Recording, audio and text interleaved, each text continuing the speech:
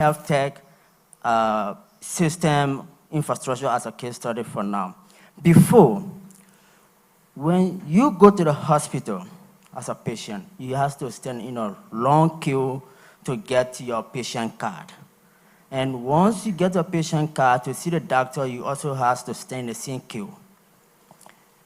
After seeing the doctor, they have to create what we call your charts, to know what all you have been diagnosed with and the kind of treatments that they need for you. So let's say, for example, if the hospital is supposed to assess maybe 10 patients, they will just do maybe 2, and then out of service, come back the next day and go. To make decisions. And the session just before this one, they were speaking about how important it is for us in Lagos State to register, because if you don't know the numbers, you can't plan. So if you don't even know how many people are going to the hospitals, how do you know how many people, how many hospitals you need to build for in 5 years, in 10 years, in 15 years?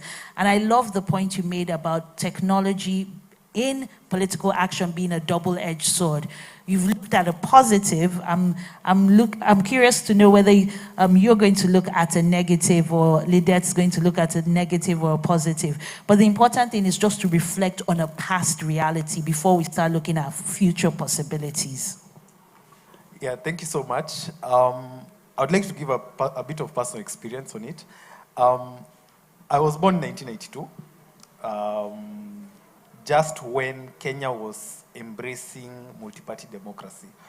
And I remember very well, actually I was born just a means queue voting, where you stand behind your preferred candidate. So he was telling me just how the multi-party elections brought in an element of modernity in how secret balloting can be implemented. And from his experience, especially now going into the turning point in Kenyan elections, the 2007 post-election violence, the role of the mobile phone, it's transformative, and it came a year after M-Pesa was launched. But then the same phones that were being used to transact on M-Pesa were also the ones which were used to fuel negative information, tribal information, which fueled the violence that we saw within those 18 years, from birth to the time I'm casting my vote. The role of technology had changed completely in how elections can be managed through digital infrastructure. So by the time I'm going to cast my vote in 2010, again, the kind of civic education that was made available to us, for us to understand this is now how this new constitution will play a role in your future, then now you can be able to now track back what my father told me with regards to how single party do this. Thank you. I love how both of you have both touched on positive and negative, that double-edged sword. But by show of hands, have you ever had to queue behind anybody in an election? Okay. And can you just wrap your head around it? Like, you're going to go and queue, literally. Like, the implications of it. You see your friend queuing behind someone, or you're the only one behind this person. You're like, why am I really on this queue? Maybe I need to move to the long queue. And then already your vote is being swayed, right? Because you're seeing what everybody else is doing. And maybe the person you had promised that you were going to stand behind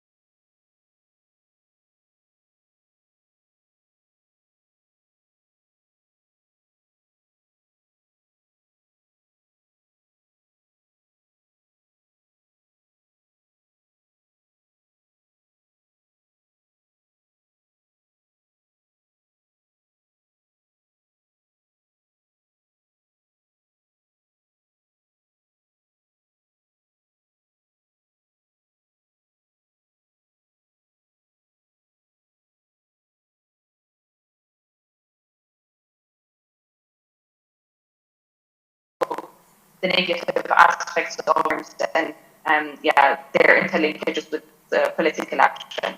Thank you very much.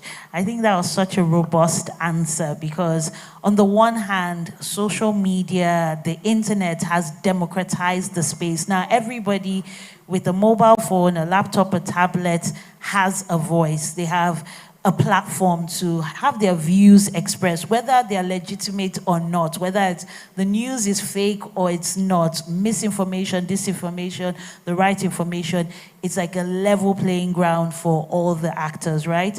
Although there might be, when you have more money, that you can corner more of it, right?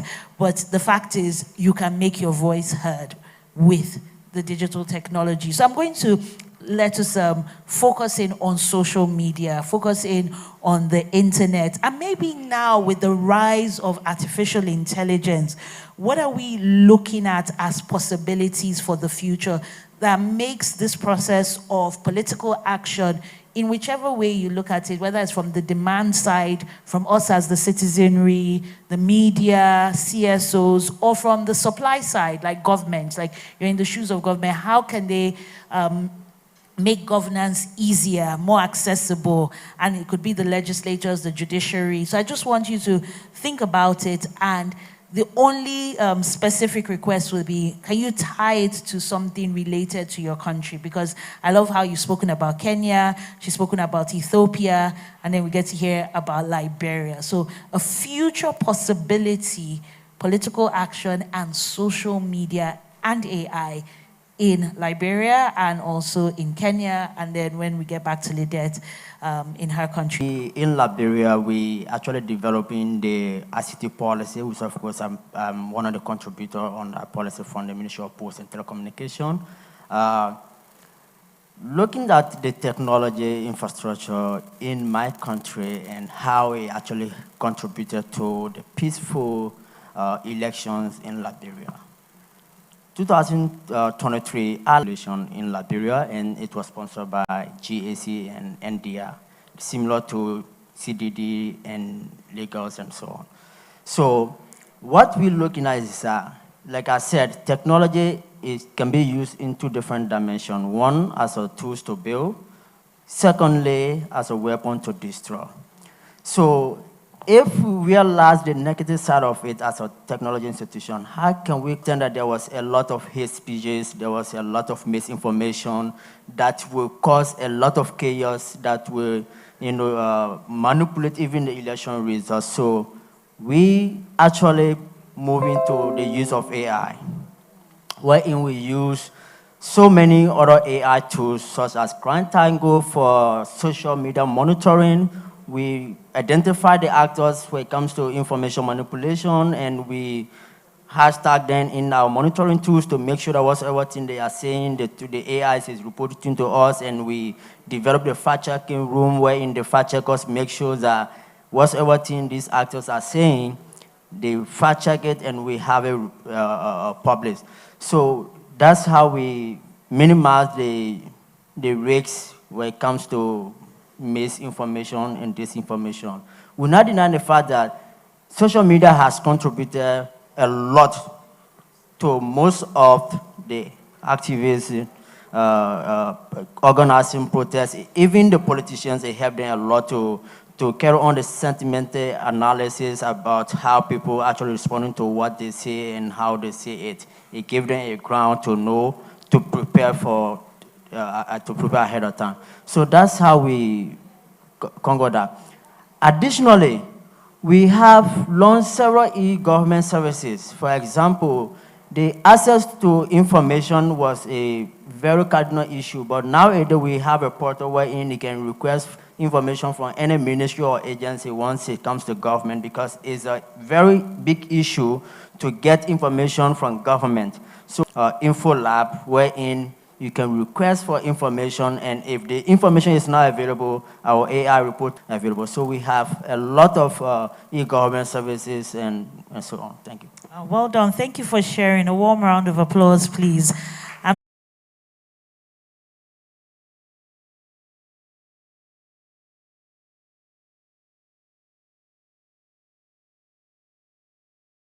Time time that we have, 2 or 3 questions, because our time is almost fast spent. Yes, thank you so much. Let me look at it from both angles. First, I would want to appreciate the Kenyan government for taking steps towards enhancing transparency with regards to electoral processes. I'd like to give a case. Just ahead of the 2022 general election, the office of the Registrar of Political Parties in Kenya opened up the entire membership lists of all political parties in Kenya, that you yourself, using your mobile phone, you'd know which political party you are registered to. So it became a trend that everyone checked which political party they've been illegally registered on.